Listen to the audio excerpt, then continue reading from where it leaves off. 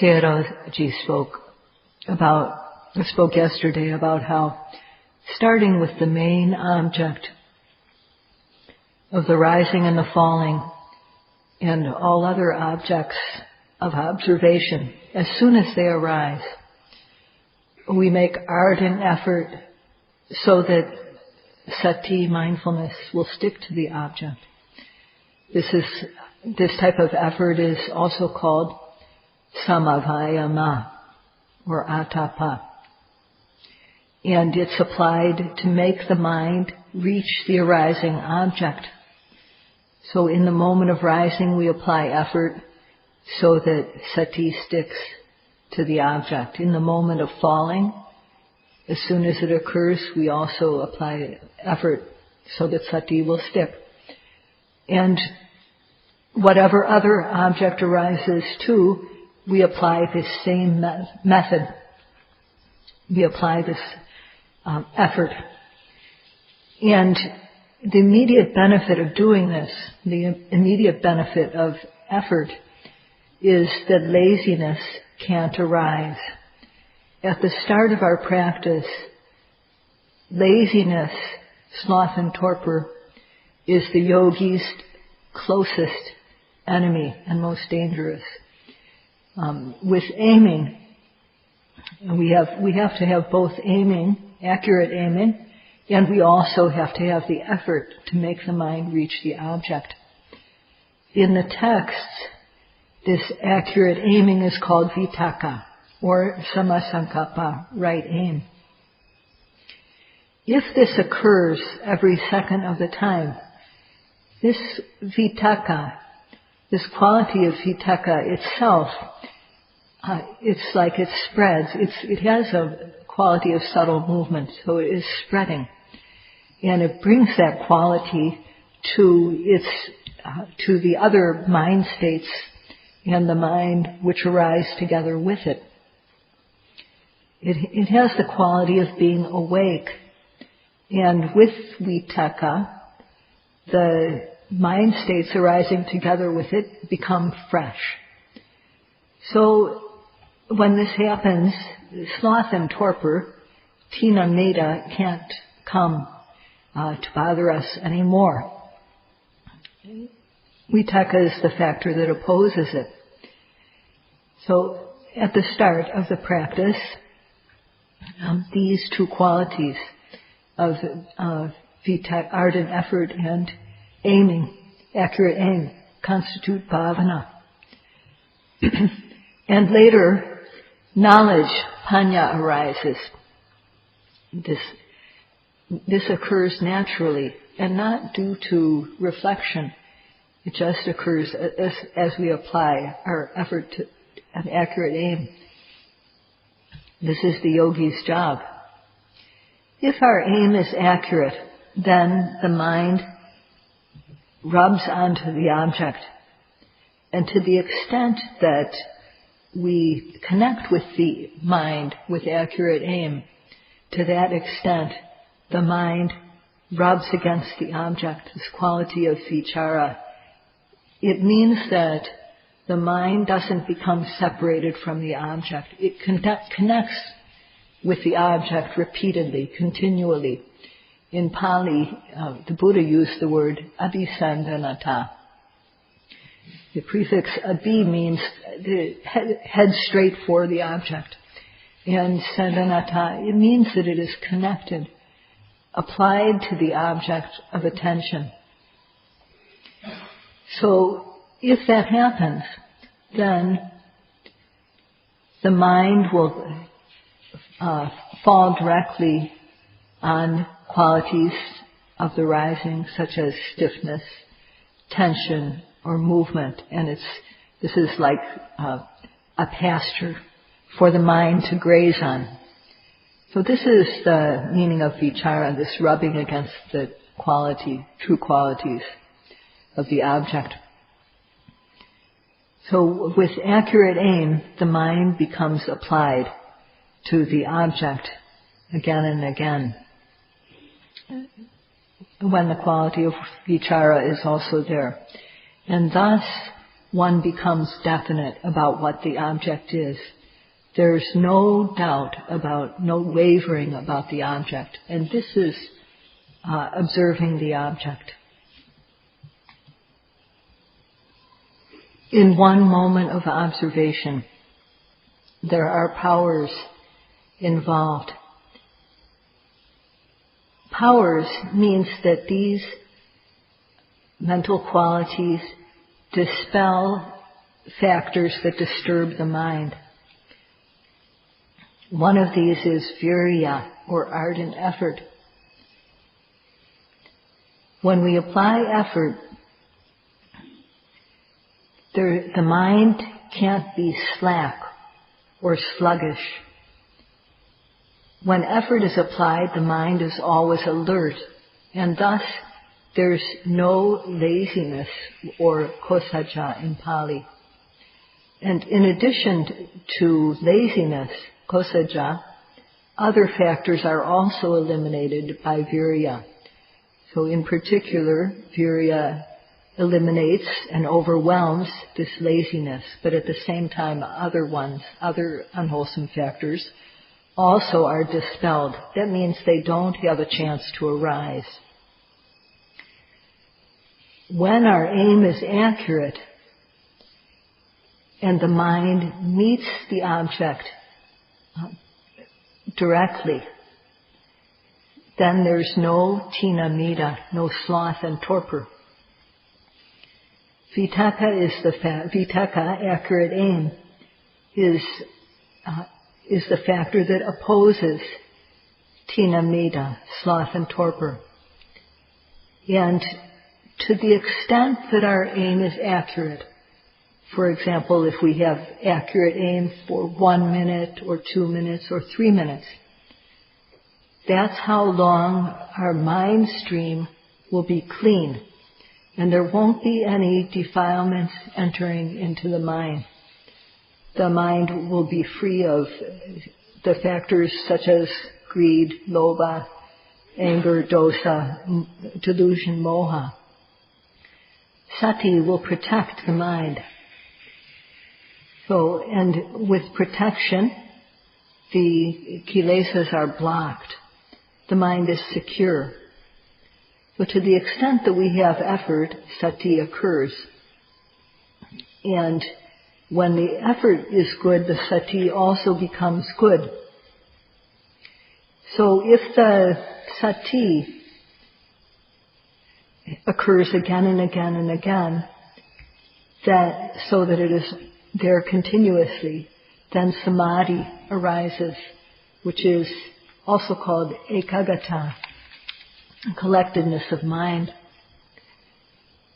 Samadhi or ekaggata opposes the hindrance of kamacchanda, the desire for good things to see, to hear, to taste, to touch, to smell, to think. This desire for sense pleasures is eliminated by ekaggata, or collectedness of mind. And vitakka, accurate aim, opposes tina mida, sloth and torpor. So the mind is free of that also. When both effort and accurate aim are applied, then the mental factor of vicara, rubbing onto the object of attention, repeatedly applying the mind to the object, occurs. The mind connects with the object again and again and again, and thus it becomes definite. The mind becomes definite about what the object is. There's no thinking anymore about what is it, why is it, and so on, because one is contacting it directly. Vicara, this quality of rubbing, is not actually panya, wisdom, but it is called panyagatika. That means that it is similar to pinya, to wisdom. It's also said to be related to panya. Because when the mind rubs against the object with the quality of vicara, the mind connects with the true nature that is there of stiffness, tension, movement, and so on. So the mind is definite about what the rising is, for example. There's no doubt. So this Vicara does not know like Paññā knows, but it knows in a superficial way. The Buddha described these powers, and yogis need to try to develop them. One has to, every time an object arises, one has to make ardent effort and has to try to aim accurately. When effort is applied, sati is there.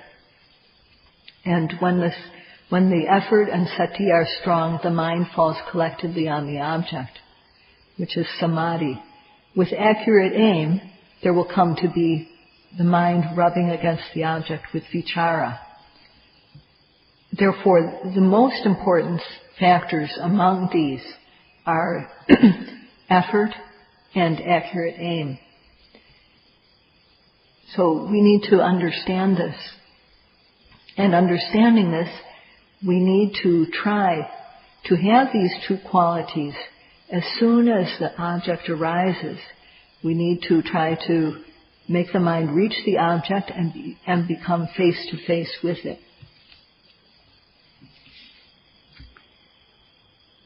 Thus the yogi who tries to observe whatever object arises with ardent effort can overcome laziness.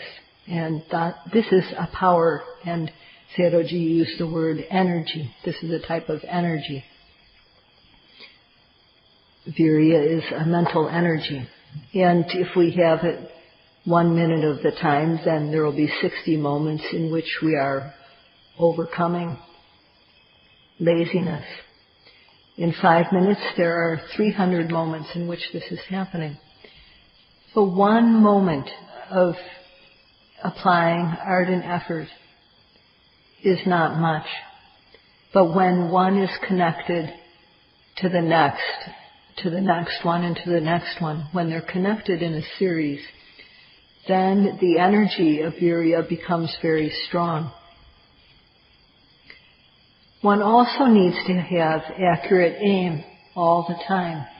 And 1 minute of accurate aim is no small deal. It's good. And 5 minutes, that's 300 moments of accurate aim. Connecting with the object of whatever one is aiming at, one is connecting with it. And thus, the mind in that moment is not going to sense objects. The mind is clean and free of defilements.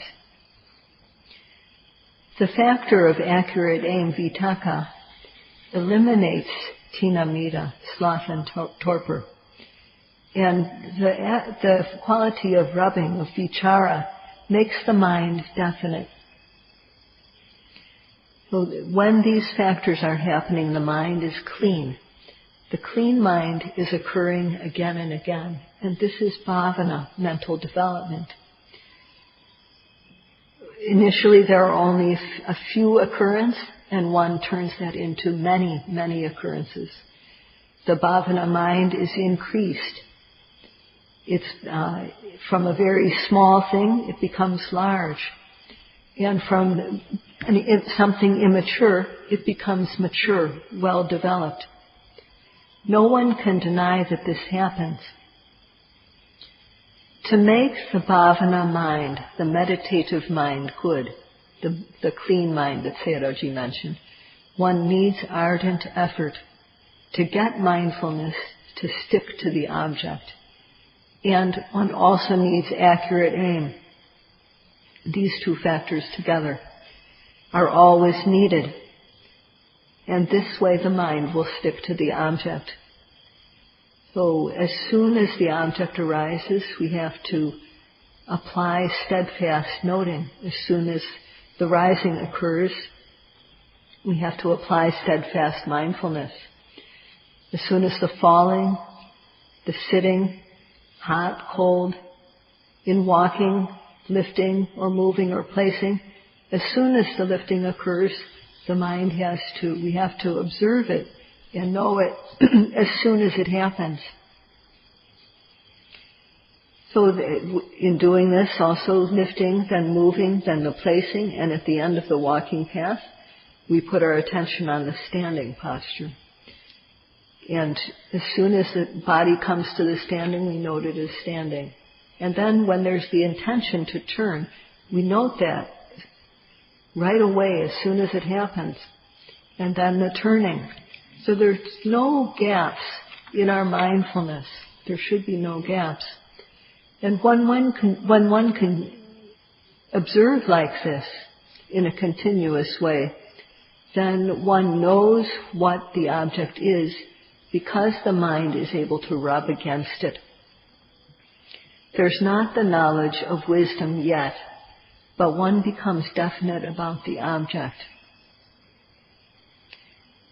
And applying effort to observe the ever new arising object is the yogi's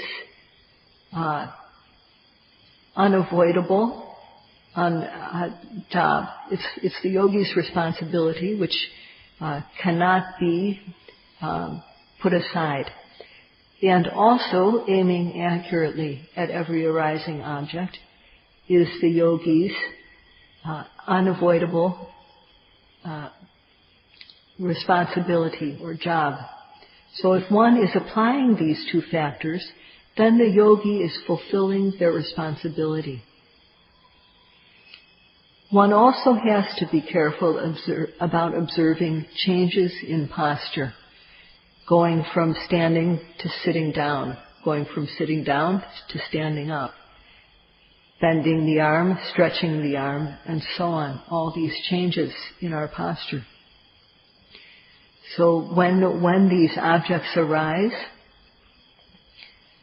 steadfastly, concurrently, can we know, is this type of noting there or not? Is the mind connected to the object, rubbing against the object? Is this quality there or not? Steadfastly, concurrently, can you note or not? You should be able to say how you go about noting.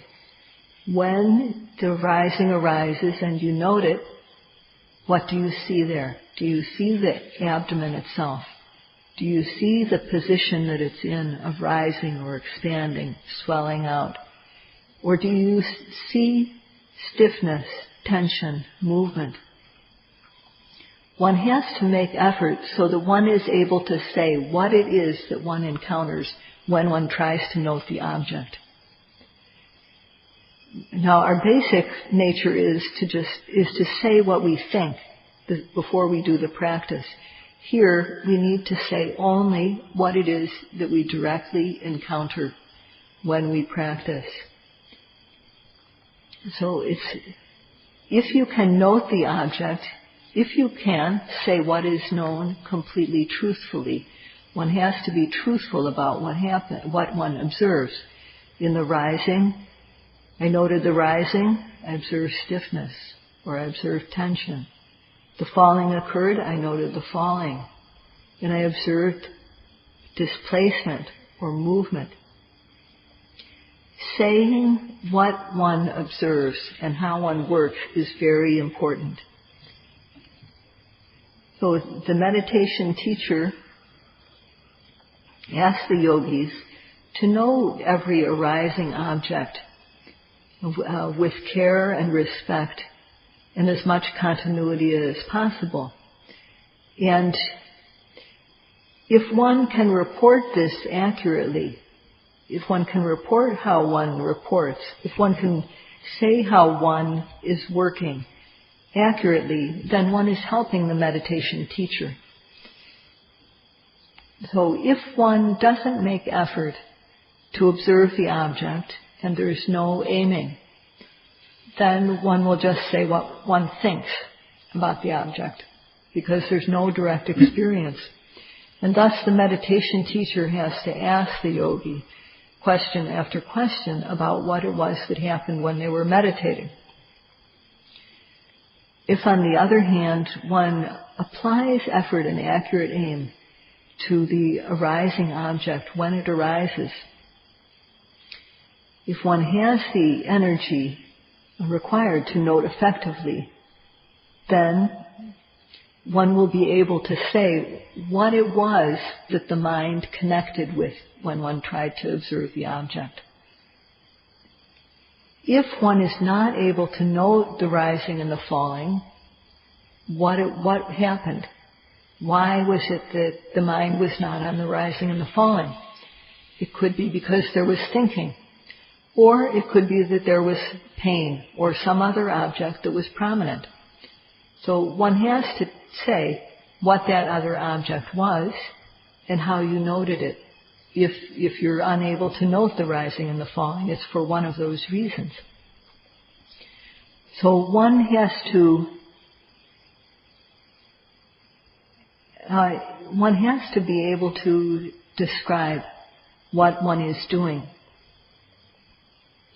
If one notes, using the factors mentioned of applying effort and aiming, one will be able to say clearly to the teacher what is happening. And it's very important for yogis to be honest about their experience, both to themselves and to the teacher. The yogi should not pretend to know or to experience something that one has not experienced. So when the yogi can say clearly what is happening in their meditation, then the teacher is very happy and they will try to help the yogi. It's hard for the teacher to help the yogi when this clear reporting is not present. When it's there, the teacher will be able to pay a lot of attention to that yogi.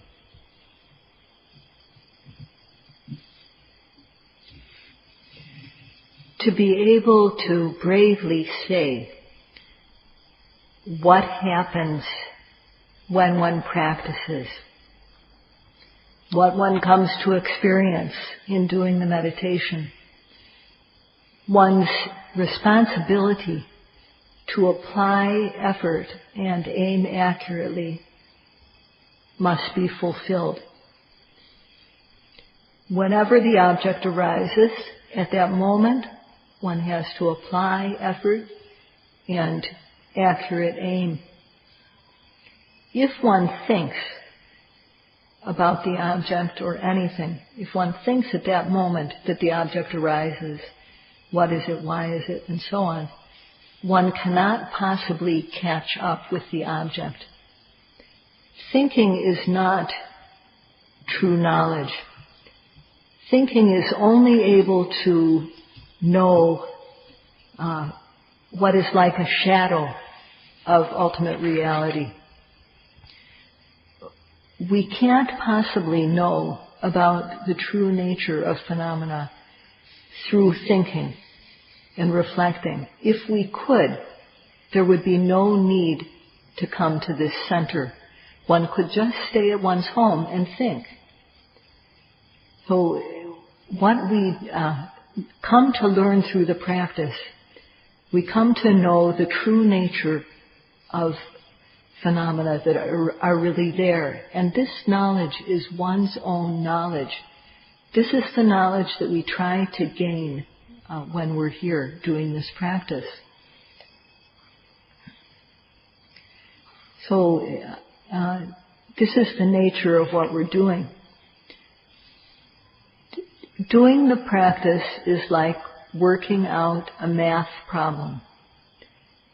There's a method for working out the problem, and when we apply the method, then we get an answer. So when we study math in school, the teacher will explain the type of problem, and they will show the method for working out this type of problem. But they don't give the answer out in advance.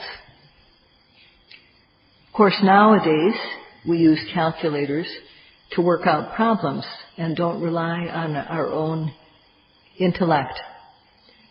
But in the past, we had to write out problems by hand, writing down what needed to be added or subtracted or multiplied and so on. And as far as the practice goes, we can't use a calculator or some type of machine to work out the answers in the practice.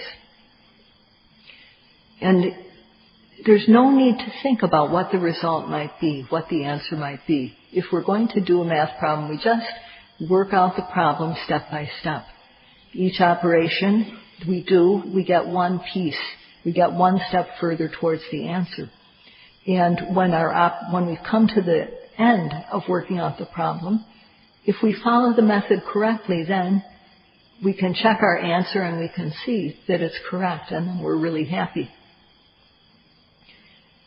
So in this practice, we should set a goal of making the mind clean and gaining a type of happiness that is true. Setting this goal, we shouldn't think about anything. We shouldn't think about what is arising.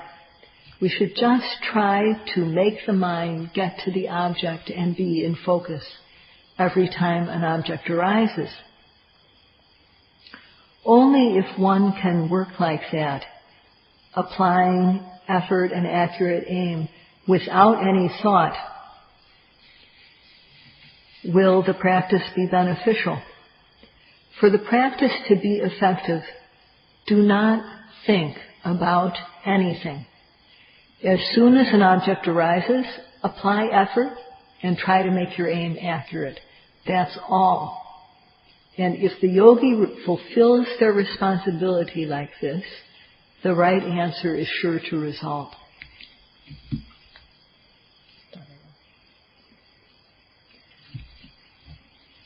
So, on one hand, when we have virya, effort, sati, mindfulness, and samadhi, concentration, every second, then one's mind is clean. And the kilesas, the mental defilements, are distanced.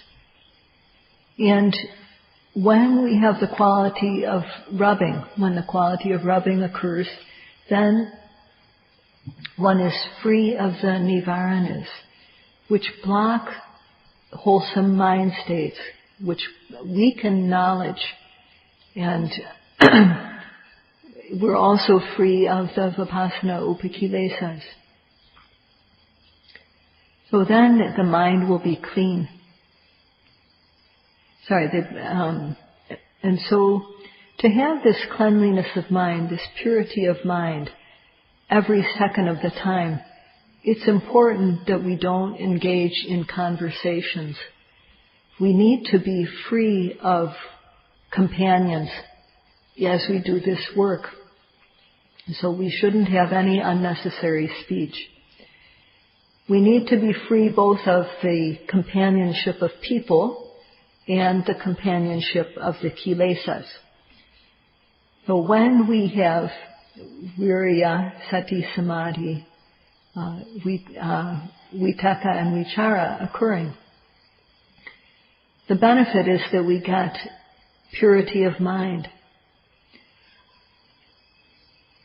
And when this happens, one will become joyous and happy.